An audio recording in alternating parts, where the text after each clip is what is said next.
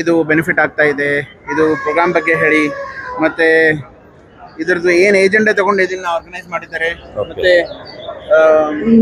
ಏನು ಬೆನಿಫಿಟ್ಸ್ ಆಗ್ತಾ ಇದ್ದಾವೆ, ಮತ್ತೆ ಏನು ಪ್ಲಾನ್ಸ್ಗಳಿದ್ದಾವೆ. ಎಲ್ಲ ವೀಕ್ಷಕರಿಗೆ ನಮಸ್ಕಾರ. ನಾನು ಶರಣಪ್ಪ ಮುದಗಲ್ ಅಂತೇಳಿ, additional director agriculture organic farming. So ಇವತ್ತು 6, 7 ಮತ್ತು 8ನೇ ತಾರೀಕಿನಂದು ಅಂತಾರಾಷ್ಟ್ರೀಯ ವಾಣಿಜ್ಯ ಮೇಳವನ್ನು ನಾವು 2 ಥೀಮನ್ನು ಇಟ್ಕೊಂಡು ಆರ್ಗನೈಸ್ ಮಾಡಿದ್ದೀವಿ. ಮೊದಲನೇದಾಗಿ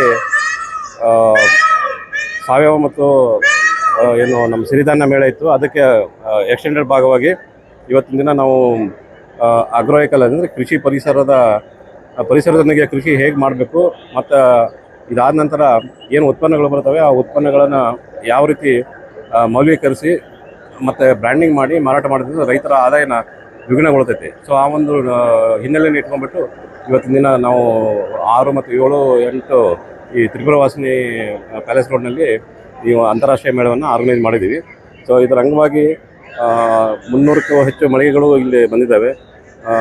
ಪ್ರಮುಖ ಆಕರ್ಷಣೆ ಅಂದರೆ ಈ ನಮ್ಮ ಕೃಷಿ ಪರಿಸರದ ಒಂದು ವಸ್ತು ಪ್ರದರ್ಶನ.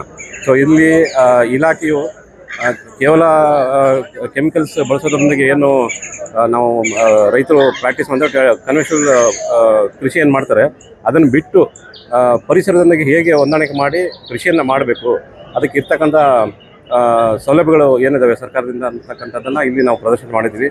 ನಾವು ನೋಡ್ಬೋದು, ಜೊಯ್ಡಾದಲ್ಲಿ ನಾವು ಈಗಾಗಲೇ ರಾಜ್ಯ ಸರ್ಕಾರದಿಂದ ಡಿಕ್ಲೇರ್ ಮಾಡಿದ್ದಾರೆ, ಇದು ಸಾವಯವ ತಾಲೂಕು ಅಂತ ಹೇಳ್ಬಿಟ್ಟು. ಸೊ ಅದೇ ಥರ ಬೇರೆ ಇನ್ನೂ ಹಲವಾರು ಮಳಿಗೆಗಳಿದ್ದಾವೆ, ತಾವು ನೋಡ್ಬೋದು. J8 ಆಗಿರ್ತಕ್ಕಂಥವು ಇರ್ಬೋದು, ಆನಂತರ ಉಪಯೋಗಕಾರಿ ಕೀಟಗಳು ಇರ್ಬೋದು, ದೆನ್ ದೇಸಿ ತಳಿಗಳಿರ್ಬೋದು. ಸೊ ಈ ಥರ ಹಲವಾರು, ಅಂದರೆ ನಾವು ಪರಿಸರವನ್ನು ಬಿಟ್ಟು ಹೋಗಲಾರ್ದಂಗೆ ರೈತರಿಗೆ ಯಾವ ರೀತಿ ಲಾಭ ಸಿಗುತ್ತೆ ಅಂತಕ್ಕಂಥ ಒಂದು ನಿಟ್ಟಿನಲ್ಲಿ ಈ ಒಂದು ಕಾರ್ಯಕ್ರಮನ ನಾವು ಆರ್ಗನೈಸ್ ಮಾಡಿದ್ವಿ. ಇದ್ರ ಜೊತೆಗೆ ರೈತರು ಉತ್ಪನ್ನ ಕೇವಲ ತಮ್ಮ ಉತ್ಪನ್ನ, ಪ್ರೈಮರಿ ಉತ್ಪನ್ನ ಅಂತ ಹೇಳ್ತೀವಿ, ಅದನ್ನು ಮಾರಾಟ ಮಾಡೋದ್ರಿಂದ ಲಾಭ ಕಡಿಮೆ ಕಂಡುಕೊಳ್ತಾರೆ.